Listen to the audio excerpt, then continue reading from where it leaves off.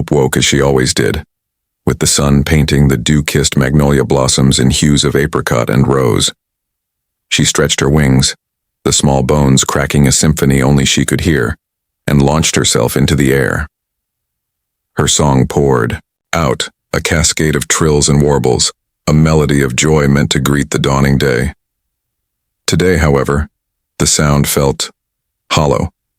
She perched on the steeple of the whitewashed church, the highest point in town, and surveyed her world. The neat rows of houses, the bustling square, the lazy bend of the river, all familiar, all seemingly peaceful. But Hope saw more than the postcard prettiness. She saw the invisible lines that divided the town, the unspoken rules etched into every interaction. The black children walking to the colored school, their heads bowed a little lower than the white children skipping ahead. The weary faces of the field workers returning home, their shoulders slumped with exhaustion. The tense silence that fell when a black man dared to look a white woman in the eye. Normally the sounds of the town were a comforting cacophony, the adari, blacksmith's hammer, the murmur of conversation, the laughter of children. But today, a discordant note hung in the air. The blacksmith seemed to be hammering with more force, his brow furrowed. The conversations were hushed, laced with worry. The children weren't laughing, they were playing a game of chase, their faces grim with determination. Hope felt a prickling unease, a shadow darkening her usually sunny disposition.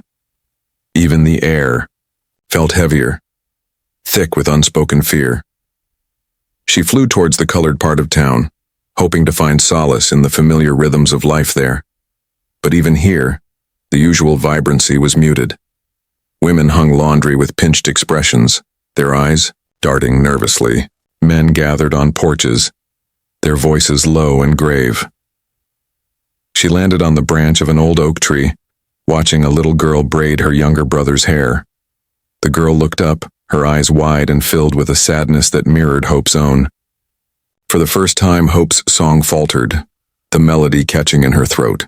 She tried to sing, to offer some comfort, but the notes came out thin and weak, a pale imitation of their usual brightness. The sorrow of the town had seeped into her very being, silencing the songbird's joy.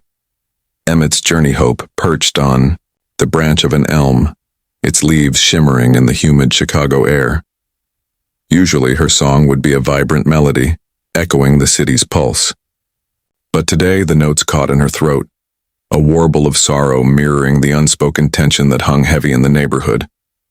Inside a modest brick house, Mamie Till-Mobley hummed a gospel tune, a counterpoint to the worry etched on her face.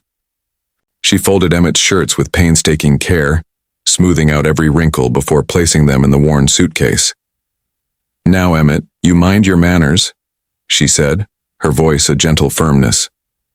"Yes, ma'am," came the eager reply from the doorway, where Emmett bounced on the balls of his feet, eyes shining with anticipation.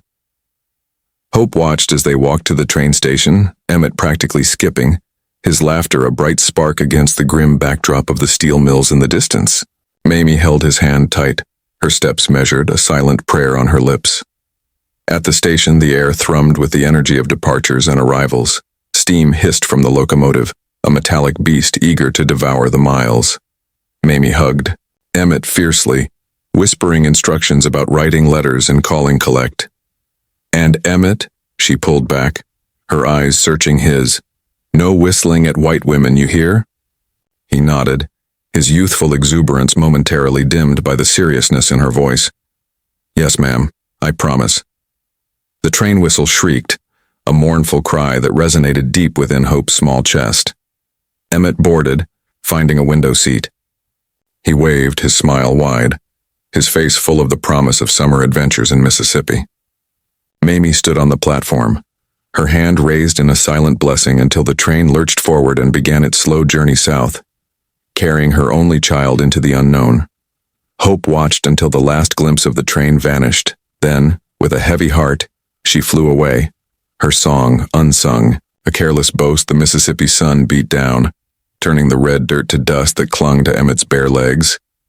He chased after Wheeler and Simeon, his cousins, their laughter echoing across the cotton fields. New friends too. Boys named Willie and Maurice joined the fray, their games a chaotic blend of tag and impromptu wrestling. It was a freedom he hadn't known in Chicago, a wildness that bubbled up from the soles of his feet. Later, sticky with sweat and the remnants of stolen watermelon, they ambled towards Bryant's grocery and meat market, a small cluttered store on a dusty road. Emmett, feeling expansive and bold, reached into his wallet. "Hey, y'all ever seen a white girl?" He pulled out the photograph, a snapshot of a girl he knew from back home. She was smiling, her eyes bright. The other boys crowded around, their faces a mixture of curiosity and something else, a hesitant awe. "She pretty," Willie mumbled, glancing nervously towards the store. Emmett, puffed up with pride, sauntered into the store, the photograph still in his hand. A woman stood behind the counter, her expression unreadable. He bought some bubble gum. Then, almost without thinking, he showed her the picture. "That's my girl," he announced, a careless boast that hung in the humid air. The woman stared at the photograph, then at Emmett, her silence stretching into an uncomfortable eternity. He couldn't decipher the look in her eyes. Was it amusement? Disgust? Something darker? He paid for his gum, a sudden knot forming in his stomach. He hurried outside, joining the others. The laughter had vanished. The air felt thick, charged with an unseen electricity. Hope, who had followed them to the store, stood apart, her hands clasped tightly in front of her. Usually she'd be humming some tune, but today her lips were sealed, her eyes wide with a fear Emmett didn't understand. She couldn't sing. He shrugged, trying to shake off the unease. They started back towards the farm, the playful banter replaced by a tense silence. The dust kicked up by their feet seemed to choke the air, a silent omen hanging heavy in the Mississippi heat. Nightfall's terror hope settled into the crook of the old oak, finding a comfortable hollow amongst its gnarled roots. The day's warmth still radiated from the bark, a comforting contrast to the cooling night air. A gentle breeze rustled the leaves and she closed her eyes, humming a soft lullaby to the forest. The familiar sounds of crickets chirping and owls hooting usually soothed her, but tonight, a subtle unease lingered, a discordant note in the forest's symphony. Suddenly, the night shattered. A cacophony of shouts ripped through the tranquility, instantly silencing the crickets. Hope's eyes snapped open, her song dissolving into a frightened chirp. A harsh, glaring light pierced the darkness, cutting through the trees like a hot knife. She pressed herself deeper into the roots, her heart hammering against her ribs. Figures moved frantically near the edge of the woods, their shadows dancing grotesquely in the artificial light. She recognized Emmett's booming voice, now laced with terror, raised in protest. Other voices, gruff and menacing, barked back at him, unintelligible but undeniably threatening. Then, a sickening thud. Hope's breath hitched. Two of the shadowy figures dragged Emmett struggling and kicking toward a waiting vehicle. The vehicle, a dark monstrosity that swallowed the light around it, roared to life. Hope watched, paralyzed, as Emmett was shoved inside. The doors slammed shut with a final echoing clang, a sound that resonated deep within her bones. The vehicle sped away, its headlights briefly illuminating Hope's hiding place. She saw Emmett's face pressed against the rear window, his eyes wide with fear, pleading. Then he was gone. The only evidence of his presence was the lingering smell of gasoline and the deafening silence that had returned, heavier and more oppressive than before. Her world was now a quiet, empty terror, a mother's nightmare. The phone rang just after dawn, a shrill, insistent cry that sliced through the fragile peace of Mamie's sleep. Her hand fumbled for the receiver, knocking over a glass of water that sent a cold shiver across the nightstand. "Hello?" She croaked, her voice thick with sleep. It was Rayfield Moody, her cousin. His voice, usually a warm baritone, was tight with a fear she could feel across the miles. "Mamie, Emmett's gone." The words hit her like a physical blow. "Gone? What do you mean, gone? Gone where?" Her mind raced, conjuring images of childish pranks, a forbidden trip to the swimming hole. He went into town with some boys. They haven't seen him since Sunday night. Rayfield's voice cracked. They're saying he whistled at a white woman. Mamie's breath hitched. A white woman. Mississippi. Emmett. The pieces of the puzzle slammed together, forming a horrifying picture. Have you called the police? Searched for him? She demanded, her voice rising. The sheriff's looking, Rayfield said, the word dripping with skepticism. But Mamie, honey, I don't like this. Nobody's seen a thing. She slammed the phone down, her hand shaking so violently she could barely dial. She called her mother, Alma, the words tumbling out in a panicked rush. Then she called every relative she could think of in Mississippi, each conversation a fresh wave of terror washing over her. No one had any real information, only whispers and rumors, half-formed anxieties that painted a grim tableau. Finally, alone in her small apartment, the enormity of it all crashed down. Her baby, her bright, mischievous boy, gone, lost in the murky, hate-filled depths of Mississippi. She sank to her knees, the sobs tearing through her. Emmett, she wailed, the sound raw and primal. Emmett, come home. The empty apartment echoed her despair. All she could do was wait and pray and brace herself for the nightmare that was unfolding. The open casket. The telegram arrived on a Tuesday, its stark message delivered with brutal conciseness. Body recovered. Sumner, Mississippi. Identification required. Mamie nearly buckled under the weight of the words. The stark pronouncement landed like a physical blow. She secured passage on the first southbound train, its relentless chugging a metallic counterpoint to the rising tide of her despair. The air in the small-town morgue hung thick with the scent of decay and dread. Sheriff Strider, his gaze flat and devoid of empathy, ushered her toward a frigid steel table. Beneath a soiled sheet lay the remnants of her son. With a trembling hand, Mamie drew back the covering. A stifled cry tore from her throat. The face was a grotesque distortion, ravaged beyond recognition. Yet she knew. The familiar glint of the silver ring on his finger, etched with his initials, confirmed it. The distinctive gap between his front teeth, a peculiar charm she had always cherished, sealed the truth. It was Emmett. Her Emmett. A coldness settled over her as she signed the release forms. As the sheriff prepared to leave, she halted him. I want the body returned to Chicago. Though her voice wavered, a core of steel resonated within it. And I insist on an open casket, Strider scoffed, a cruel smile playing on his lips. You wouldn't want that, ma'am. It's a gruesome sight. Precisely why it must be so, Mamie countered, her gaze unwavering. The world must bear witness to what they have done. Back in Chicago, a somber urgency filled the air of the funeral. Home. Hope, concealed behind the fronds of a fern, observed the activity with large, haunted eyes. The memory of Emmett's abduction remained a raw, festering wound. Silence had become her only solace. As Mamie kept a sorrowful watch over Emmett's desecrated form, hope slipped into the room. The sight stole her breath, a broken sob escaping her lips. Then, a profound shift occurred within her. A melody, ancient and full of lament, began to pour from her soul. It was a spiritual, a song born of sorrow and unyielding strength, a testament to her people's enduring spirit. The poignant notes reverberated through the room, a eulogy for Emmett, a desperate plea for justice, and an unwavering pledge that his sacrifice would not be in vain. A journalist's vow money, Mississippi received the train with a shuddering halt.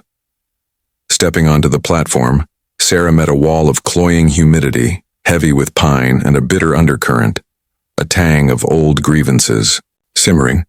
A throng pressed in around her, a mosaic of faces, ebony and ivory, some marked by inconsolable loss, others set in rigid animosity.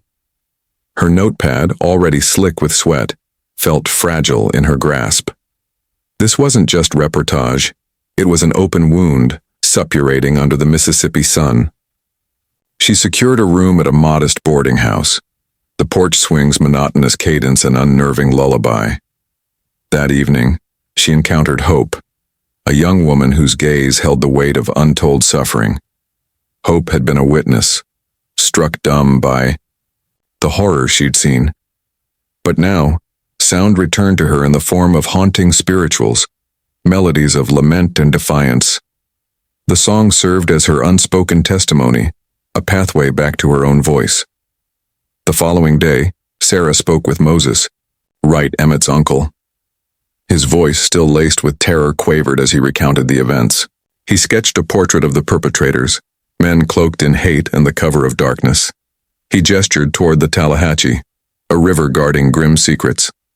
Later, alone within the confines of her room, Hope's melodies still reverberating in her mind, Sarah considered her jottings.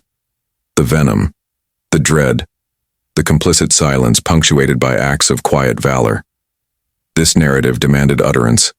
It deserved its day in the sun. She grasped her pen, the cool metal a stark contrast to her fevered skin.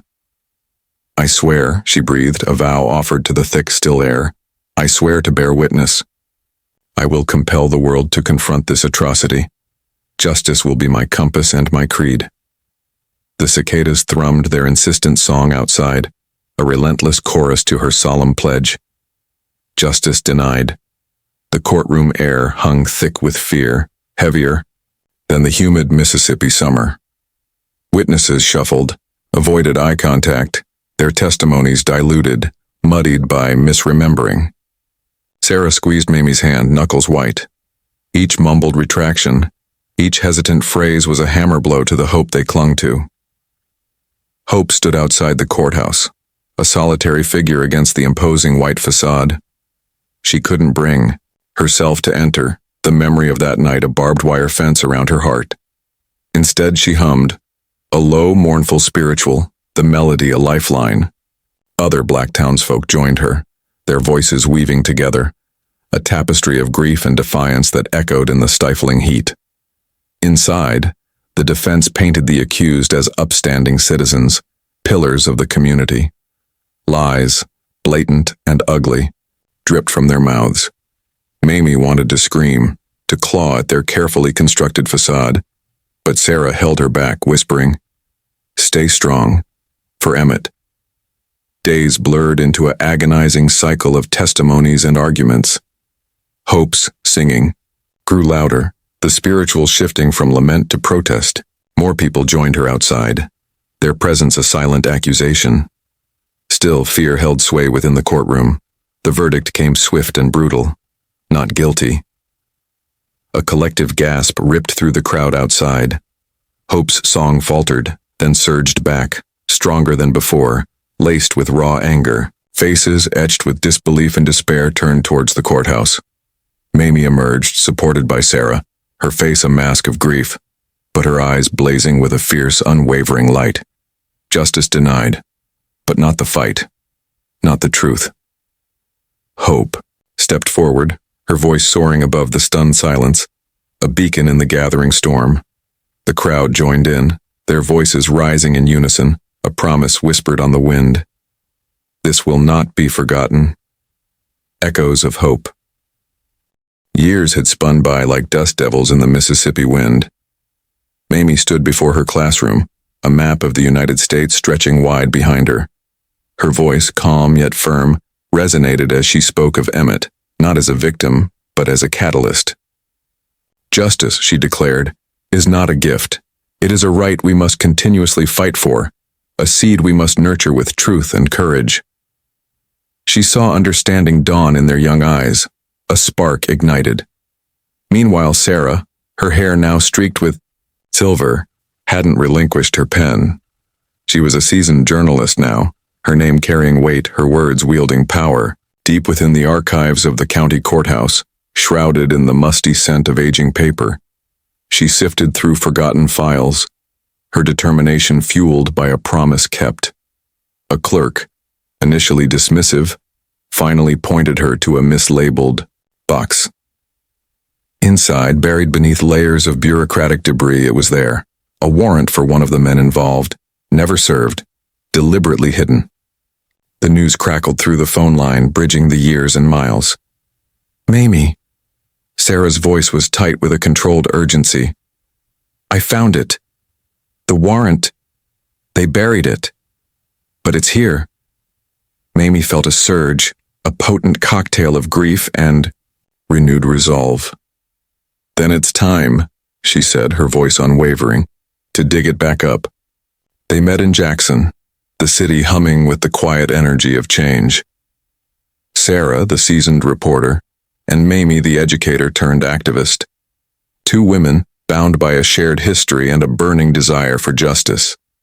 Outside the courthouse, a crowd had gathered, their faces reflecting a spectrum of hope and weariness. At the heart of it all stood Hope, her voice ringing out, clear and strong. The song was new, but the message was timeless. Though the road is long and the shadows deep, justice will awaken from its slumbering sleep.